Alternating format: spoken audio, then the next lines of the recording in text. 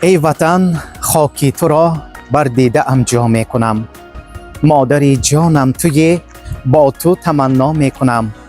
مستقل گردیده آزاد در روح جهان، روز استقلال تو من توی برپا می کنم.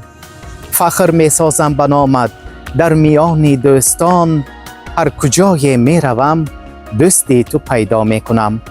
هموطنان عزیز و ارجمند، بینندگان و مخلصان گرانقدر آریان، همه شما را با فرارسی 33مین سالگرد عید استقلالیت ازبکستان عزیز از صمیم قلب تبریک و مبارکباد می نماییم.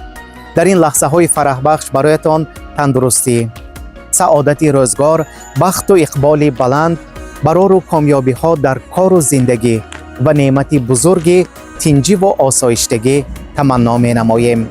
بگذار در فضای استقلال و صلح و ثبات هر یکی ما سربلندانه، یک دلانه، خوشبخت و خوشروز و خرسند عمر به سر بریم. بگذار ازبکستان عزیزمان همیشه آباد و آسوده و استقلالیت وطن پایدار و ابدی باشد. عیدتان مبارک باد هموطنان عزیز.